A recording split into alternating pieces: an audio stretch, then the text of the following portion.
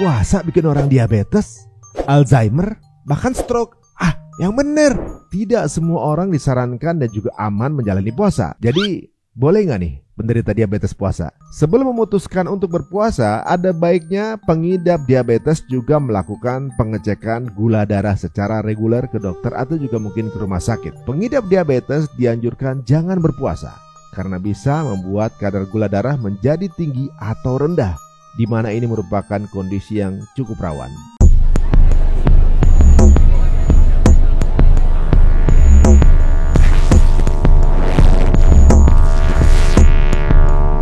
Assalamualaikum warahmatullahi wabarakatuh. Teman-teman cerita untung kembali lagi di Beruntungs Berita Untungs ya. Bagaimana puasanya? Masa udah bolong nih, baru awal-awal nih. Nah, semoga di Ramadan ini menjadikan diri kita menjadi manusia yang lebih berkualitas dibanding sebelum-sebelumnya. Bicara mengenai puasa, benar gak sih kalau puasa itu ternyata malah bikin kita diabetes, stroke, atau juga Alzheimer? Puasa diketahui memiliki banyak manfaat untuk kesehatan tubuh, termasuk bagi pengidap diabetes. Namun sebelumnya perlu dipahami, tidak semua orang disarankan dan juga aman menjalani puasa. Jadi boleh nggak nih penderita diabetes puasa? Nah, jangan di skip dulu. Mari kita ulas lebih dalam. Bukan tanpa alasan, berpuasa dikhawatirkan bisa memberi dampak yang tidak baik bagi kesehatan tubuh pengidap diabetes.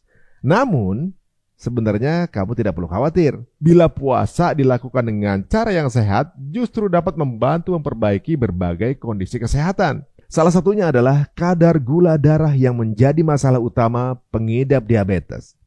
Lantas, apa pengaruh puasa terhadap kadar gula darah?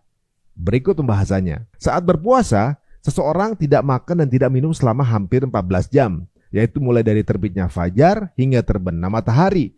Agar bisa tetap bertahan, tubuh akan menggunakan gula yang disimpan di dalam hati dan otot untuk menghasilkan energi selama berpuasa.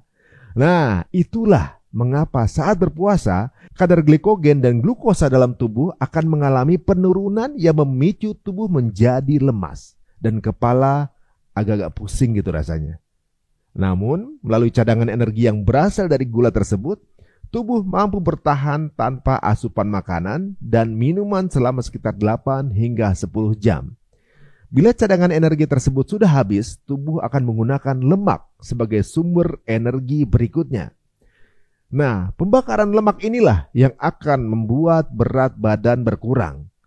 Melalui pengurangan atau juga menjaga berat badan, kadar gula dalam darah pun bisa dikendalikan. Itulah mengapa puasa yang dilakukan secara teratur bisa memberi dampak baik bagi pengidap diabetes. Dan gak hanya itu, puasa secara teratur juga dipercaya dapat mengurangi resiko resistensi insulin yang menjadi pemicu penyakit diabetes. Meskipun begitu juga, hal ini masih memerlukan penelitian lebih lanjut. Sebelum memutuskan untuk berpuasa, ada baiknya pengidap diabetes juga melakukan pengecekan gula darah secara reguler ke dokter atau juga mungkin ke rumah sakit. Jika sebelum bulan puasa kadar gula darah terkontrol dengan baik, maka biasanya dokter akan membolehkan puasa. Namun, bila tidak, pengidap diabetes dianjurkan jangan berpuasa karena bisa membuat kadar gula darah menjadi tinggi atau rendah, di mana ini merupakan kondisi yang cukup rawan. Ada beberapa hal yang perlu diperhatikan jika pengidap diabetes ingin berpuasa, dan hal terpentingnya adalah jangan pernah melewatkan makan sahur. Pastikan untuk banyak mengkonsumsi makanan yang menghasilkan energi secara lambat yang membuat tubuh kenyang lebih lama, seperti nasi, gandum, kacang-kacangan, serta hindari mengkonsumsi makanan yang asam. Porsi makanan saat puasa juga perlu disesuaikan, yaitu 50% saat sahur, 40% saat berbuka puasa, dan 10% ketika waktu tarawih.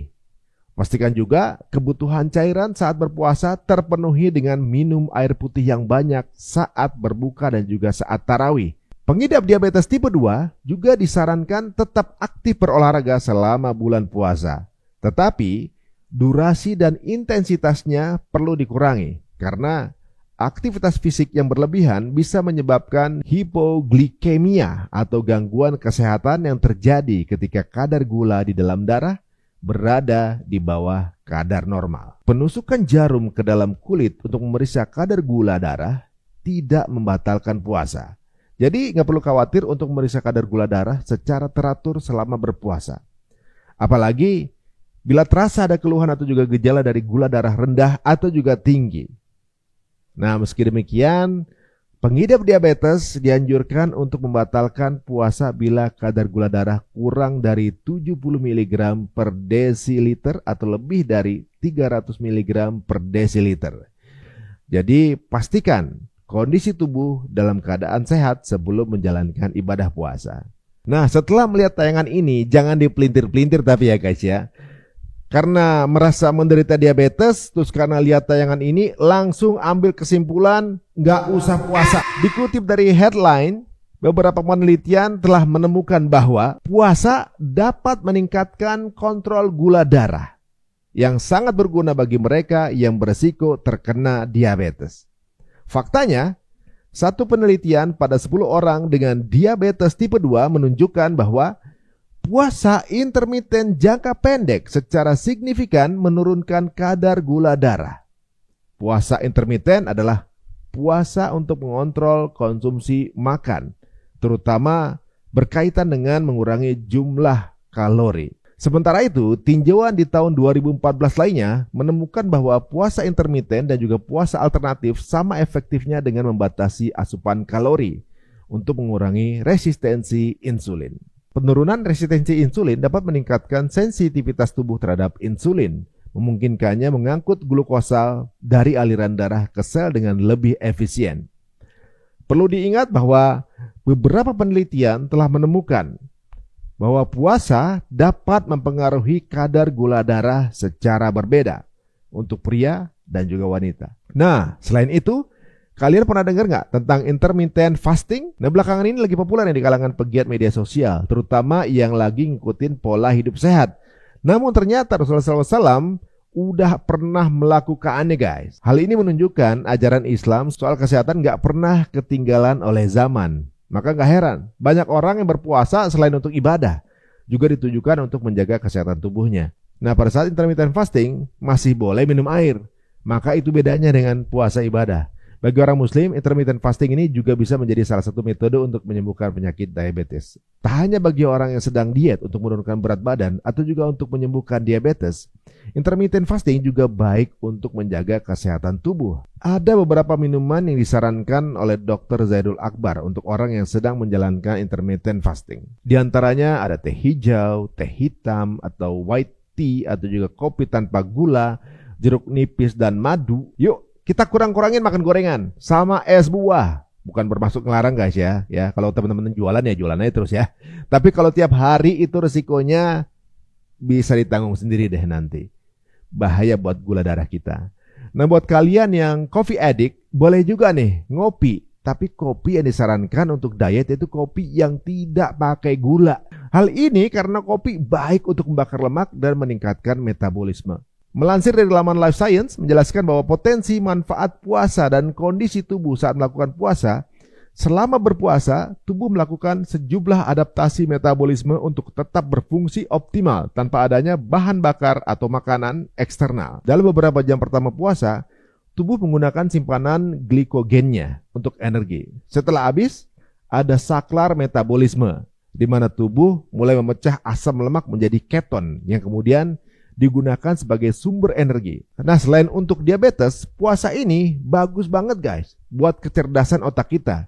Dan ilmuwan barat sudah meneliti hal itu. Puasa memang memberi manfaat untuk menjaga kesehatan dan fungsi otak secara menyeluruh. Salah satu di antaranya adalah fungsi kognitif otak atau kemampuan berpikir dan mengingat.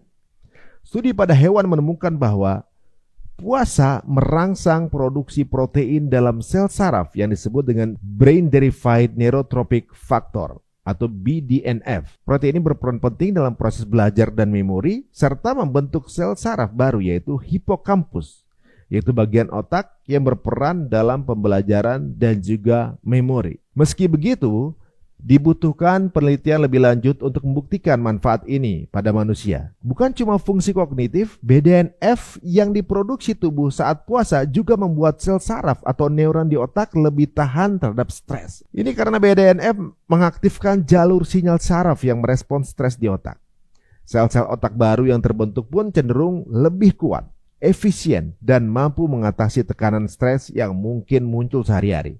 Dan selain itu, kadar lemak yang turun saat puasa membuat sel tubuh Anda terbebas dari tekanan. Dan ini berarti sel-sel di tubuh termasuk otak menjadi lebih sehat. Bahkan Texas Medical Center menyebut seseorang dengan sel-sel tubuh yang terbebas dari tekanan cenderung memiliki umur yang lebih panjang. Masya Allah. Kalau dipikir banyak banget ya manfaat dari puasa yang udah diteliti dan diriset oleh para ilmuwan. Nah, hal ini menunjukkan Allah menyuruh kita untuk berpuasa karena banyak hal baik yang terkandung dalam puasa tersebut. Bagi muslim yang gak ada riwayat penyakit tertentu atau uzur tertentu, paksain diri untuk tetap berpuasa. Karena ini wajib ya. Malu ya udah gede nggak puasa terus nongkrong di warteg dan sedang berpuasa disarankan jaga pola makan ya dengan makan makanan yang sehat dan penuh serat. Dan perbanyaklah amalan-amalan yang belum sempat kita lakukan pada saat di luar bulan Ramadan. Kita mulai dari langkah-langkah kecil semampu kita. Guys, jika dirasa ini menarik silahkan lanjut aja diskusi ini di kolom komentar. Selamat berpuasa. Semoga Ramadan ini menjadikan diri kita lebih baik dari sebelumnya. Sampai ketemu lagi di episode berikutnya. Share sebanyak-banyaknya tayangan ini jika bermanfaat. Assalamualaikum warahmatullahi wabarakatuh.